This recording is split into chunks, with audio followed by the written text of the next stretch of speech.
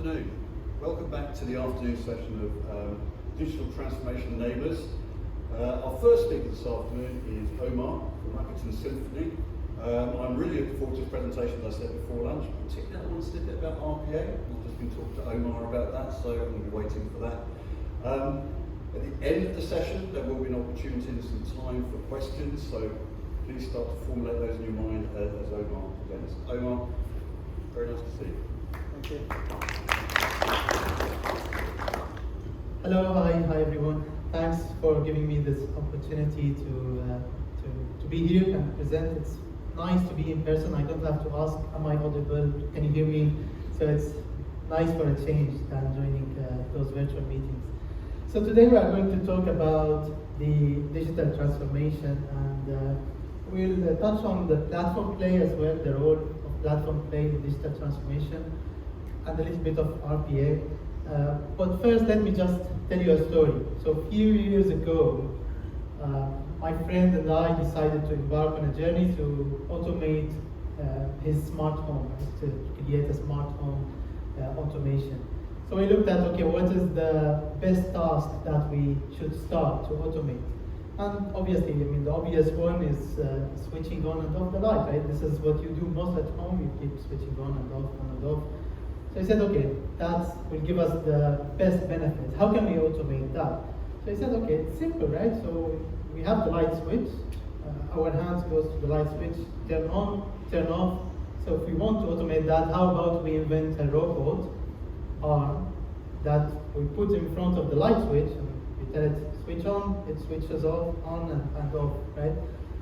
So my friend was convinced that this is the right way. I said, no, how about we find another way? He said, no, I mean, that's the only way, because I invested in this light switch, I don't want to, it's difficult to change it, it's difficult to remove it, let's do it this way. And you might find it sounds funny now, but this is actually what most businesses do. They say, I want to do a digital transformation, they start looking at some of their tasks, and then before they know it, they start focusing on only small tasks and they try to automate it exactly how it is. So we'll talk about this later, and obviously that's not what my friend ended up doing. But as I mentioned, let's talk first why digital transformation. So I'll quickly just, obviously it is a necessity, everyone knows about that by now, and the reason you are here, obviously you are convinced it's a necessity. The investment in IT spending this year is exceeding $5 trillion, and half of that is being basically spent for digital transformation. And this diagram on the right-hand side, it's not by the way, not my weight, at least during lockdown, but similar. So it enjoys 10% growth year on year, and it will continue to that. That trend will continue. And nowadays in the US, for example, half of the GDP economy is being contributed by digitally transformed organizations. So obviously every organization wants to do that. And the typical trends, investment in cloud technologies, collaboration tools, communication, and more importantly, automation of processes. Obviously, this is, if you ask any CIO of a big organization, if not the top priority, it would be one of the top 3 priorities for them. So, where do we do digital transformation? If you ask again the CIO of an organization why you are doing it, they will say, okay, 3 reasons. I'm doing it for my customers.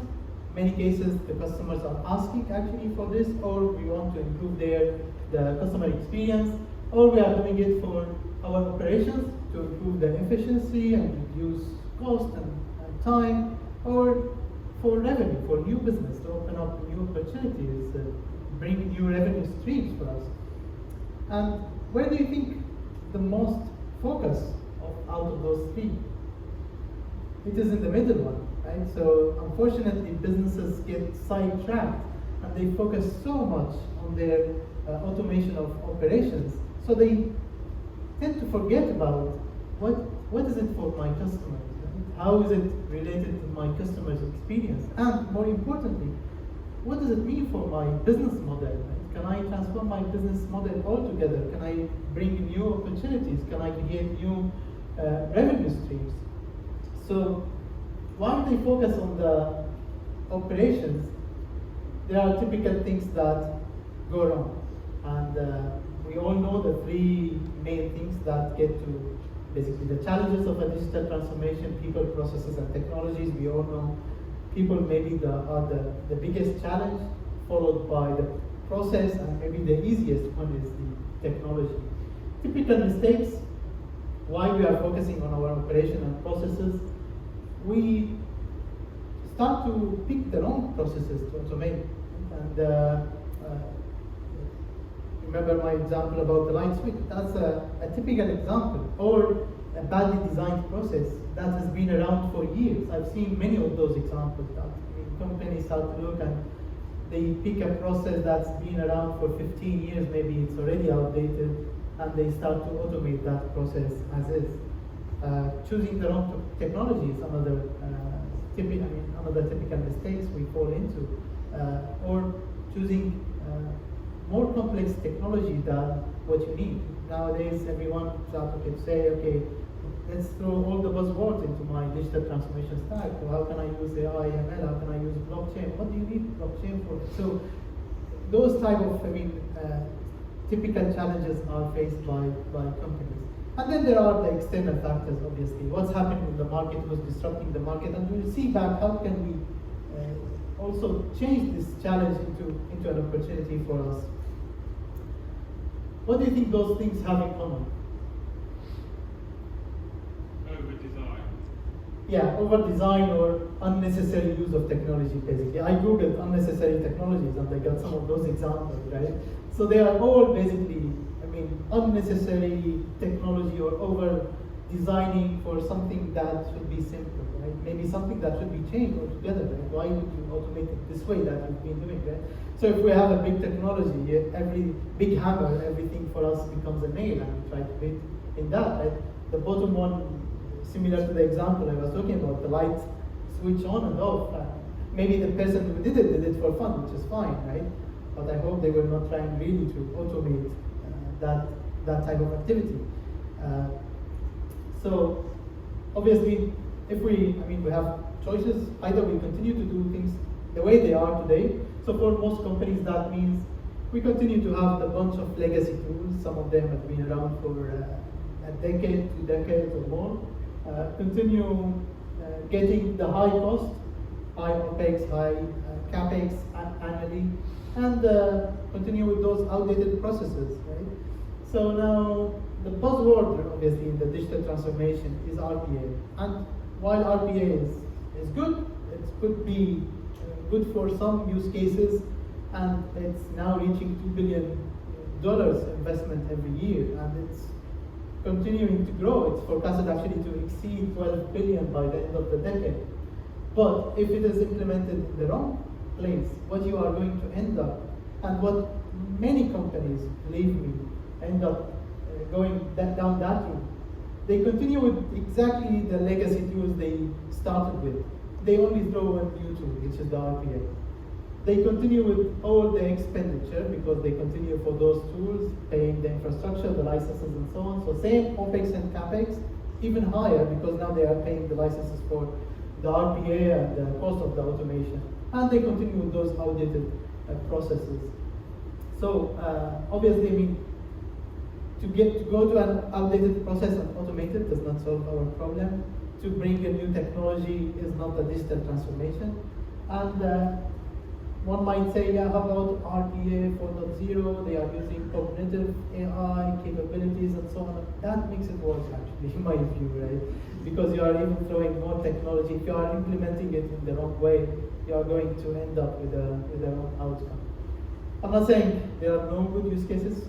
Obviously, you need to assess the benefit. You might decide cautiously that I'm going to implement an RPA for like a short period of time. It's going to give me the return, but don't let it sidetrack you from the ultimate goal, where you want to go, right? Where you want to, your target model. I found this interesting diagram from McKinsey, and if you look at this, basically what they did, they were assessing the digital transformation, and they surveyed a bunch of companies, companies who did successful digital transformations, and companies who not so, right, compared to other, they did not succeed in their digital transformation. And they asked them, what technology are you using? What is the interesting thing you notice in this diagram? And it was not, I was like researching and I found that they were not even highlighting it, but I noticed, one interesting thing is that if you look at the robotics, right, the RPA, robotic process automation, it is the only technology where dark blue is less than light blue. The only technology where companies who did digital transformation successfully are using less than other companies. So that must tell you something, right? That must tell you that many companies who did not end up having successful digital transformation are overspending in the RPA compared to other technologies, right? So it's indeed very interesting diagram. So how can we bring it basically back on track? How can we do successful digital transformation? So I tried to summarize basically my years of working in this domain into 10 rules, right? That if we follow, we will be bringing it back into the right track, on the track. So first of all, proof of concept. Do POC, but please do not get stuck in the POC stage. This is what many companies end up doing, right? They go into endless cycle of POCs, POC after another POC and another POC, and it carries on for years. They don't, they are not brave to move into production. So it's important to do POC and move fast, but it's also important to, at some point, move to production and keep incrementing on top of that. To do that, obviously, you need to focus on your quick wins. So what are those low-hanging fruits? You have the processes that you do most, easier to automate. They are going to give you the best benefits. So focus on those, start with those. Citizen developers, this is an army of, this is basically a two-sided weapon, right? So if you use right, it's a great thing, but make sure that you enable them and give them common, basically enable their common architecture, common platform that they automate on. So you have to basically govern centrally what they are doing, maybe some sort of committee to approve, commit, review what people are creating and adding it in the upstream. Otherwise, especially if you're hiring talented engineers, talented people, they are going to look at their manual tasks, and one way or another, they are going to automate it. Right? But if you don't enable them properly, what you will end up having is you will have one person doing a spreadsheet and with some macros, one person writing some Python code, one person using some open source tool, one person using some third party, and all of it will be fragmented effort that cannot be reused, and in many cases they will be automating the same thing, right? So why don't you create this platform, agree on your automation strategy, and then spread the awareness and then promote this and have a way to basically govern this centrally. In many cases when we start automation, as I mentioned, we start looking at one task only. And it's really important to look at the value basically stream. Map the whole journey for your users or customers for which you are trying to automate. Don't get sidetracked into one task only, because you might start automating this task and that task and that task, and they all fit into one end-to-end journey. You might have designed it slightly better or leveraged some components between each other. So focus on your journey, not tasks. Back to our RPA discussion. The worst implementation of RPA in my view is GUI automation, right? And it's very, many companies doing it, but in reality it's very similar to the example I mentioned about the light switch. It's like putting a robot arm, investing in high technology to switch on and switch off the light. And we have now GUI-based automation. Okay, you have some old tool that does not have any programmable interface, and we put some robot that is mimicking human interaction. Click on this button, click on that button, and proceed. And then you change the resolution slightly of your screen, and your robot is dead, right? So avoid GUI-based automation. If you have one of those tools, you better get rid of it, right? If a tool does not give you like an interface, a REST interface, or a way to SSH into and execute commands, then you better move away from this tool rather than just add more hooks around it. The benefits, it's very good to expect high benefits, but in many cases when we start, we get partial benefits from what we thought. And what I found, some leaders say, no, I don't want to push this automation in production. I expected 90% benefit, it's only giving me 70%, so let's do more. And you better accept that partial benefit and start to build incrementally on it. Otherwise, you will go into this endless loop of development and, until you reach your expected behavior. Again, like similar to, do you get the vaccine if it is giving only 80% efficacy, or do you wait until it reaches one day 100%? Obviously, you get it and then wait, right, to get better version of it. Target model. Typically, digital transformations are not only about automation of small processes and tasks, right? They are about a bigger transformation. So focus on your target model. Define your target model and make sure what you are automating aligns with your target model and validate it with users. In many cases, you will have some head of some department coming to you requesting some automation of something, and you start doing it, and then when you push it to production, you go and roll it out. People who are supposed to execute this, they tell you nobody does it in this way, right? It's outdated, it's not matching reality. So make sure you validate with the end users that are going to leverage this automation before you go and start working on this automation. And track your benefits. That's one of your key assets. Whenever you are creating any automation, make sure you have a way to record, to monitor how many executions, who is executing, who is not, where is it failing, where is it not. That becomes a key asset moving forward to build and do other use cases. And finally, be patient. It takes time, but here there is a big caveat, right? Don't be complacent, because you need to keep that drive to keep pushing and do things quickly. So we did it at Rakuten. Before that, we built a strong foundation layer, cloud native elasticity to allow us to scale, leveraging APIs everywhere, automating everything from deployment upward, and using a CI/CD. And then we enjoy benefits in typical use cases like software upgrade for a radio site. Typically, it used to take months of basically end-to-end until you get the configuration, the approval, and so on and so forth. So with automation, that collapsed into hours of effort, right? And everything can be done within a day. Similarly, for if you are doing root cause analysis of an issue, isolating the issue and doing the root cause analysis, you can basically collapse 500 hours of effort into zero, because everything will be done in the background. So those are some of the benefits that we've seen, and we have hundreds of those automations everywhere. So now how can we go beyond, right? It's not, as I mentioned, it's not only about automating, right? So there is a nice play here for a platform play.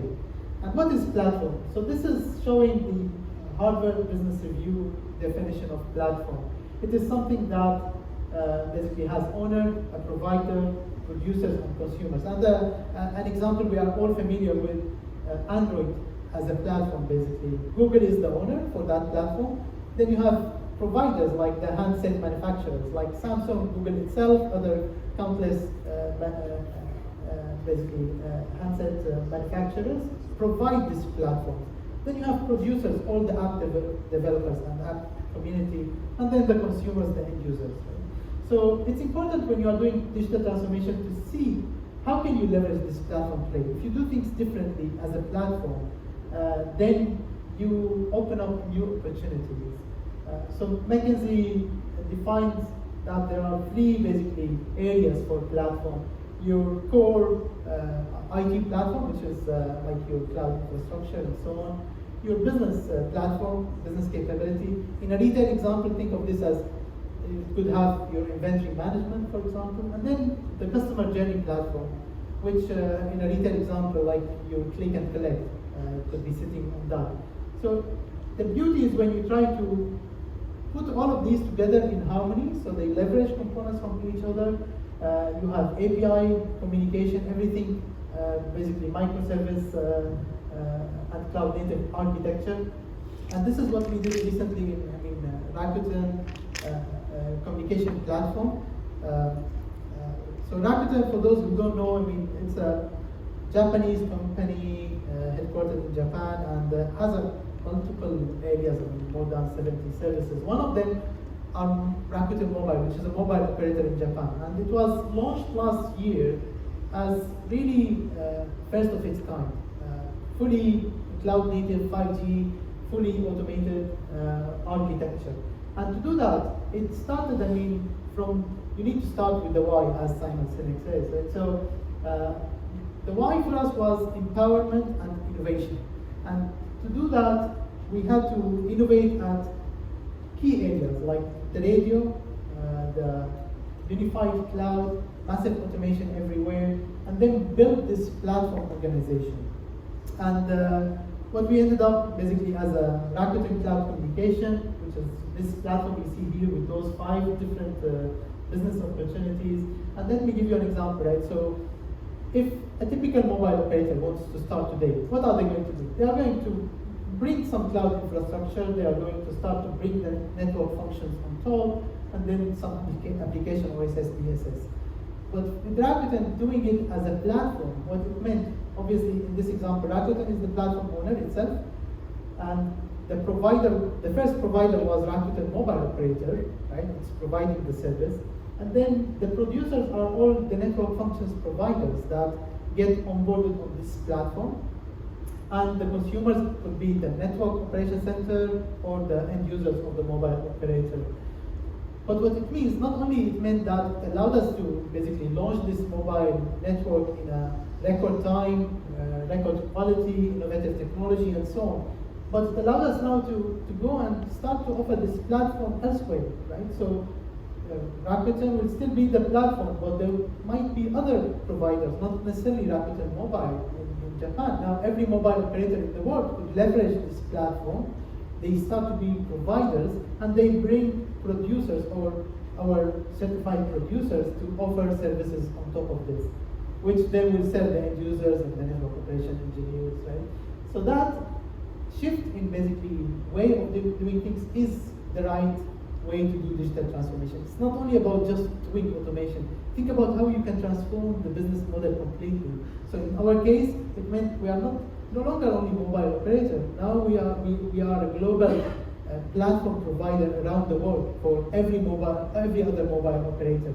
And obviously there are many successful implementation of platforms. We know like the Amazon Web Services and the cloud services and the web scales and the likes, right?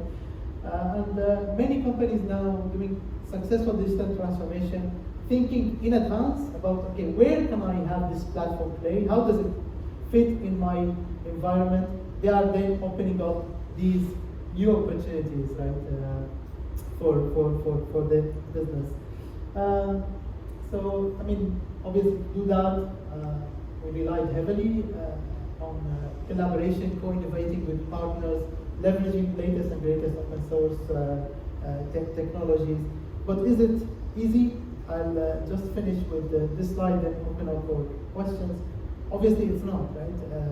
In this example I mentioned, it took a huge investment, a lot of time, a lot of expertise, leveraging both telco and cloud expertise in the company, and doing a lot of iterations until it worked.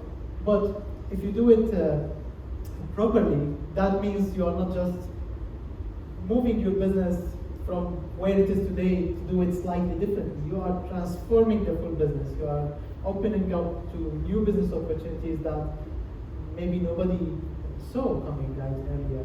And it is really worth it. It's hard, but it's worth it. So use your wide lens angle to see the big picture when you are doing digital transformation. Thank you.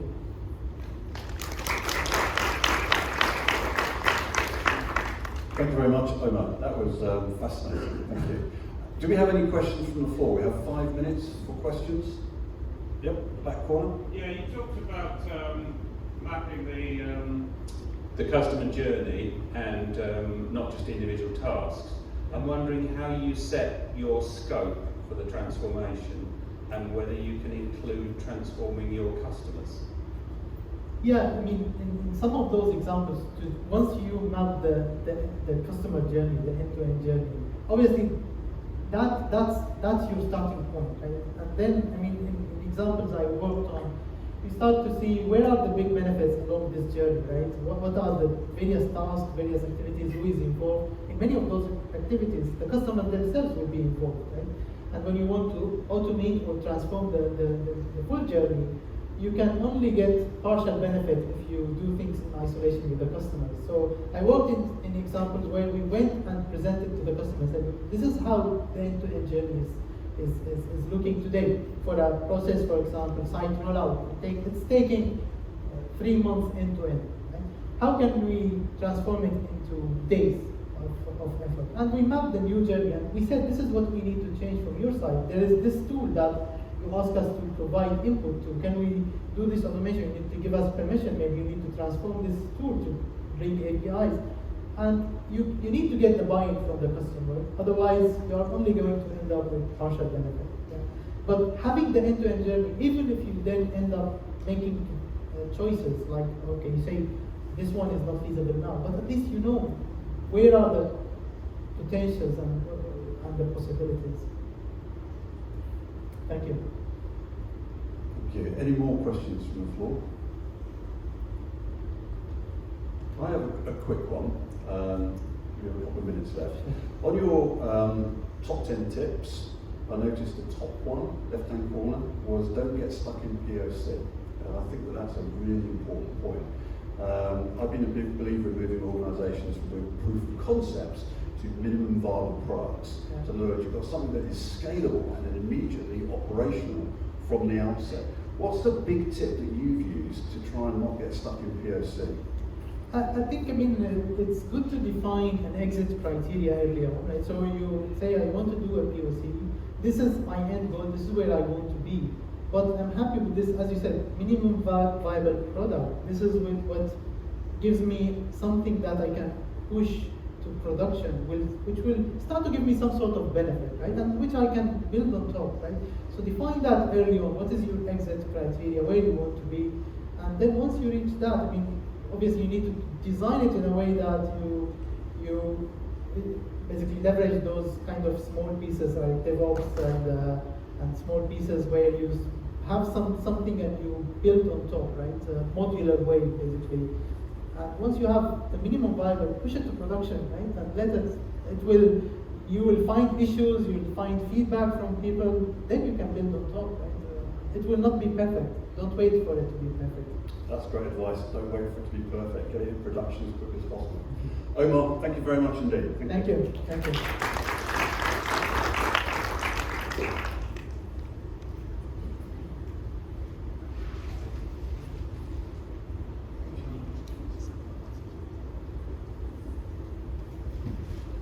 Just whilst we wait for the room to settle down and change around a bit before I introduce Helena. Interesting to note from what Omar presented at the end there, all those 10 points, those 10 top tips, the quick wins. I remember one of my heads of data exploitation at Southern Water said to me, stop using quick wins, stop using that term, quick wins, because the business and all the stakeholders will think, A, you could do it quickly, and quickly means easily. So you're sending the wrong message. Talk about releasing early business value. And so she used to beat me every time I used to use the word quick wins. That's not new words. As we were saying yesterday, language is very, very important. Very important. So, Helena, I'd like to invite you up to talk about data literacy and the importance of data literacy.